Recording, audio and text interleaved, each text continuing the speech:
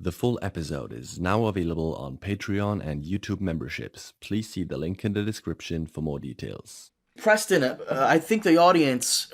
Rings of power? Is that what you want Yeah, to I was going to say, I think the power? incel audience wants to know, why do you hate heterosexual white men? Why do you hate these people so much, Preston? This is what they wanted to... I've got a lot of friends who are heterosexual white men. How can you call me racist against heterosexual white men when I have so many heterosexual white male friends? Oh, I love it. And I don't understand. Do I hate all my?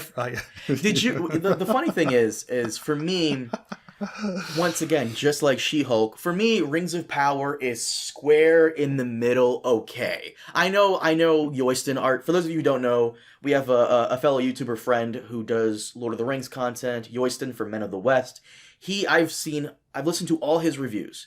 He thinks Rings of Power is Game of Thrones Season 8 bad. I am not married to the lore like he is, and for me, it's middle of the road, 5 out of 10. I didn't hate it, I didn't love it, it's okay. But this is Lord of the Rings, this is Tolkien, it's gotta be a masterpiece. And they take a lot of liberties with the lore. I'm with you. They do take a lot of liberties with the lore. I'm with you though, Carmine, and I think that's the kind of weird thing is that some people really really like it, and some people really really hate it, and I'm just kind of like, it was okay, it was fine, it was a little boring.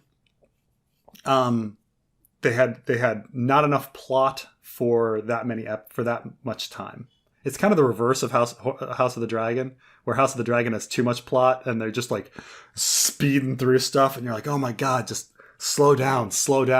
Rings of Power, like, my biggest criticism is just that they needed more for the characters to do. But when people say things like, oh, the dialogue was so stilted, I'm like, it was a little bit. I don't think it was like over the top bad. And keep in mind the Lord of the Rings movies don't have the best fucking dialogue, okay? So it was like middle of the road. I don't think it was so horrible, but it's not super great dialogue. The acting was all pretty good. Nothing, no super outstanding performances except for maybe Durin, where I'm like, oh, that guy, that's some great acting. Durin and Durin's wife were both really good. I love Durin and Elrond. Their friendship was so great. Yeah, I gotta take Yoiston to task over this because he keeps going over Durin's joke about the table. Remember the table in the earlier episodes? And Yoiston's like, yeah, Durin would never do this. Would say this about the table or talk shit to Gil-galad. It's fine. I didn't have an issue with that. No. Yeah, I mean, I'd say, if a change is being made, for me, with changes being made, and keep in mind, House of the Dragon has 1 million changes being made. Game of Thrones had 1 million changes being made. If a change is being made, I kind of look at well, was the original thing a really great thing? And is the change better or worse? And a lot of times the changes are mostly superficial. I don't care. That change doesn't change a thing, so that's the way I kind of look at it. But, I understand that some people this is really important to them. And I think for someone like Yoiston, it's the show, there's different levels of expectation and the show is something different. It's not just any other entertaining show. It's got to live up to the legacy of Tolkien, and I'm not holding that up. Well, also to be fair to him, is that they don't just take liberties with the changes they made in the lore. They straight up just everything is vastly different. I would argue. The way he probably sees it is for example, in Game of Thrones, instead of Ned Stark being a Stark, he's a Greyjoy. That's how he sees the change. It's just like, right. What? Huh? How? Yeah. And to be fair, I understand. Yeah. The whole thing with Mithril, the whole thing with Elrond. Oh yeah, that's a huge Lost Cimmeral. Yeah, I get it. I get there's some really big fucking changes. But. I mean, it's not that I don't know the lore pretty well, and it's like I see what they're doing, like with a lot of the big beats. Like I will say that if I'm gonna have some criticism of Tolkien here, so when the rings were made, and you just kind of have this general like idea that Sauron was beautiful and he seduced everyone into making these rings and like wearing them, and then he forged his own and he was gonna like take over. And it's got kind of, and I'm sure maybe some super lore person is going to correct me, but like, there's no real specifics. Like, it just seduces everybody and they just do stuff. Like why is everyone forging these rings and wearing them? Like, what are they getting out of it? Like, what's their motivation for forging these rings? Like, what's the reason? And I think they were trying to like give the elves a reason to forge the rings. Like they're dying off and they need this mithril to like restore themselves. And so I think they were just, when going through the plot like that, they couldn't just have something general that, like Sauron just seduces them. Like, well, how? I don't know. And I will say, like, even when you go to the Lord of the Rings movies, when everybody is sitting there with that ring being like, I can take this ring and then I will have enough power to defeat Sauron. Like when you actually sit down and be like, yeah, explain to me how, like how are you using that ring? How do you think that ring is going to be used to defeat Sauron? Like in what way? Like the ring has the ability to make people invisible. Okay. But like, what else can it do? Like, can you shoot laser beams? Like, can you like punch really hard with it? It's never really explained, right? It's this very abstract seduction. It's something that Boromir never really goes into, because he does say, let us use it against him. Well, how? Like, I get what you mean. Yeah, how? Right? And so when you have an entire series on like, this is going to be like how and why people are crafting the rings, I think they needed a reason. And so they created this like reason. And this reason is out of nowhere, like the mithril and the dying elves and all this. Like, so, I think that maybe that's it. This is why I love having like you and your, because like you've read the books, the Ice and Fire books multiple times. If I have an Ice and Fire question, I go to you. If I have a Lord of the Rings question, I go to him. If I have a Wheel of Time question, I go to Amber. I love having like you guys just on speed dial if I need you guys. Have a certified expert in each field, right? Like. And I'm sure like he would hear my little spiel right there and he'd be like, well, that's just completely wrong, because on like, page 347 of the Silmarillion, it clearly says that, like that's what's going to happen. He'll be like, no, you don't know what you're talking about. And I'm sure, but like, well, they don't just take liberties with the source material. They outright change it. And I understand. Personally, I'm okay if they change it, if it ends up being good, which we'll discuss that with House of the Dragon in a minute. But, you're right. Yeah. I'm a little disappointed that Sauron wasn't like the beautiful Lucifer, because you know how Lucifer is supposed to be God's most beautiful angel, blah, blah. I wanted him to be very beautiful. I'm not saying the actor Halbrand wasn't a handsome guy. He was. I was expecting Sauron to be incredibly beautiful, femboy-ish, if you will. I was expecting Sauron. Yeah, he's ruggedly handsome. Right. He's not like beautiful. Right. Like you were expecting like young. I was expecting a femboy. I was expecting a skinny, bubble butt, pouty, dick sucking lips, nice curly blonde hair, pouty red cheeks. I was expecting Sauron to be Morgoth's bottom.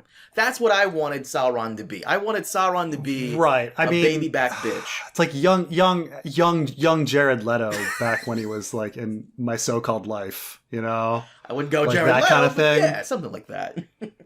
Oh, I mean, Jared Leto, I mean, now he's like, kind of, he's old and weirdo, but like Jared Leto, when he was like young, like he was the heartthrob on My So-Called Life. And then he was cast as the beautiful guy in Fight Club, with like the blonde hair and everything, and he's like, I want to destroy something beautiful.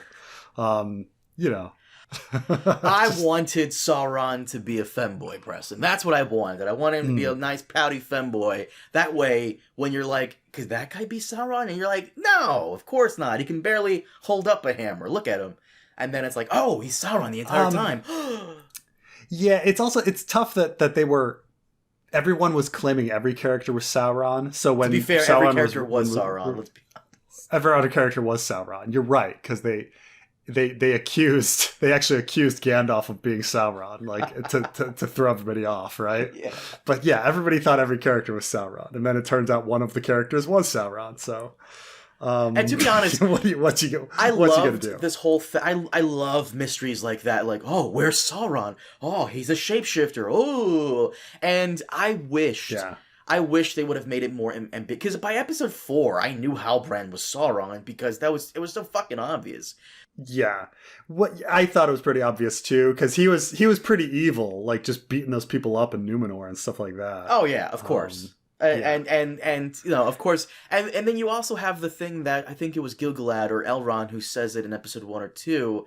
They say to Galadriel, go back to Valinor, because if you don't, your quest for this evil, you may end up bringing it to our doorstep. And then she meets this random guy, and she brings this random guy to Númenor.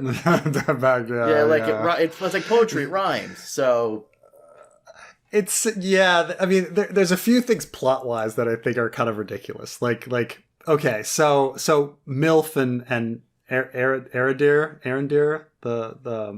they spend Milf. You mean Bronwyn? They spend it doesn't see. What's that? You mean Bronwyn the Milf? Is that what you mean? Bronwyn? Yeah, MILF. Yeah, I don't know her real name, the MILF. You know, but she like spends the entire. So it seems like they're spending like a few weeks to prepare for these orcs, for this orc invasion from Benjen, from Uncle Benjen, and meanwhile, the Númenorian army like sails all the way from Númenor and then rides all the way across the continent and to get there. It's like, doesn't that take like months? You know, and then all of a sudden they're like there just in the nick of time, like at the last moment. I was like, that's some Littlefinger jetpacking. I will say to get them there, but for the most part, I actually really liked that battle. That episode 6 battle I thought was really, really well done and really creative. I could see everything at night. There were no fire arrows, and it was nighttime, and they're shooting arrows at each other.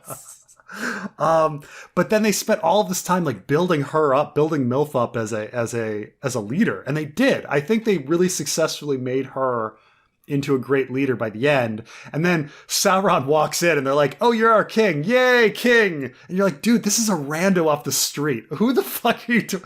What? Because he has a medallion? Like, that everyone's just going to be like, yay, king. But I guess that's the Lord of the Rings universe where everyone's like thousands of years. Like, they love monarchy so much that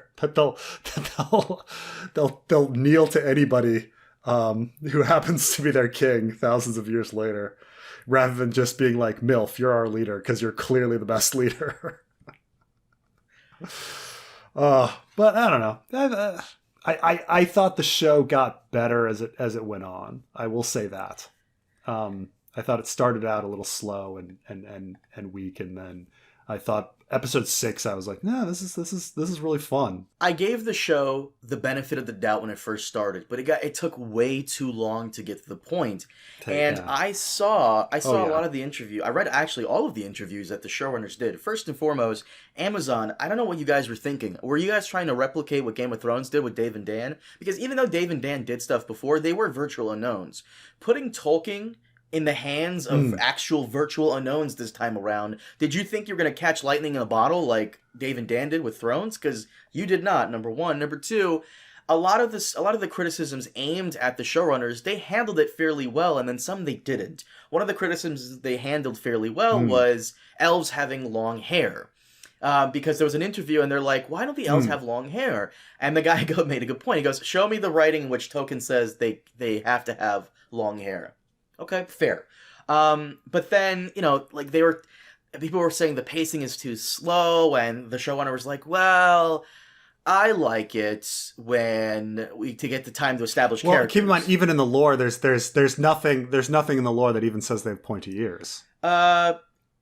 I don't know about that. I'll have to ask Yoyston about that because I guess we all just assume they do. I know that was one of those discussions. Well, it's the assumption of well, elves historically, like in all other forms, have pointy ears.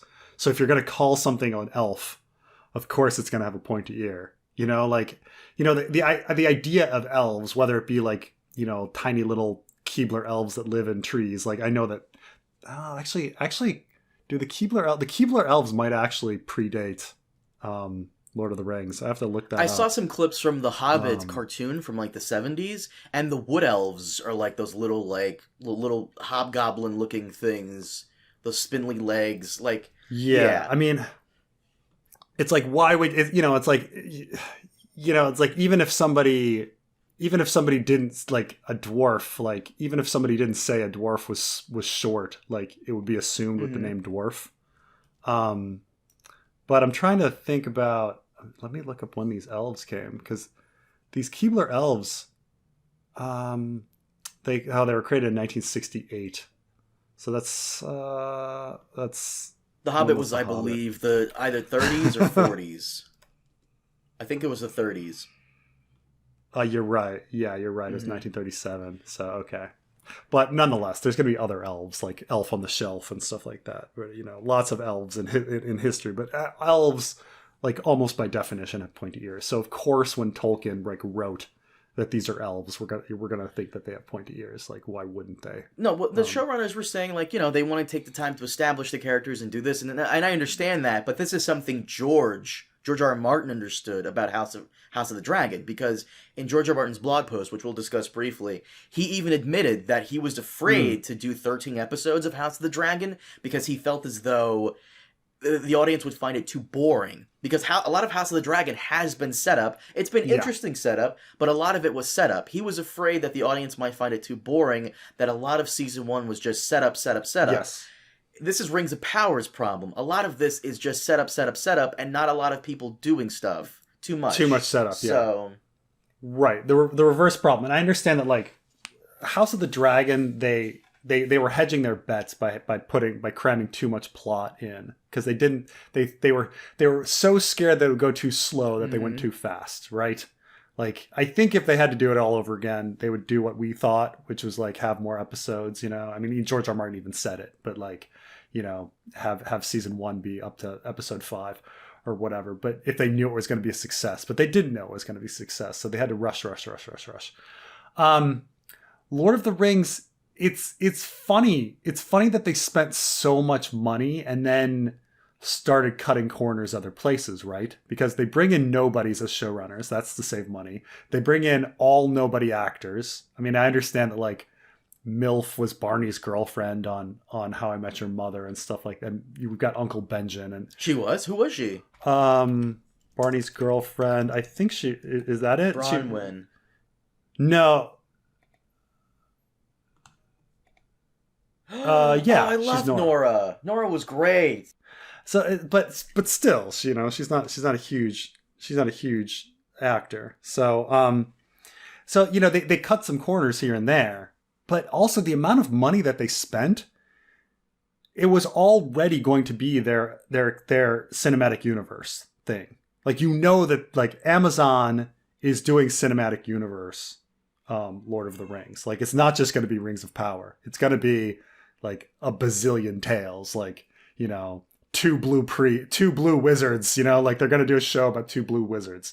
That's what they're doing. It's the same with House of the Dragon. Like, well, but let's be very clear, because people keep saying this. It's $1 billion. I believe half, or they plan on spending, I think, that much going forward for the next several years. Yeah. It wasn't just $500 million on this one season 1 show. Because I think people get that wrong all the time. Remember, right. Amazon had the lowest pitch when it came to putting out, like, money for the rights. Their offer was the lowest offer for money.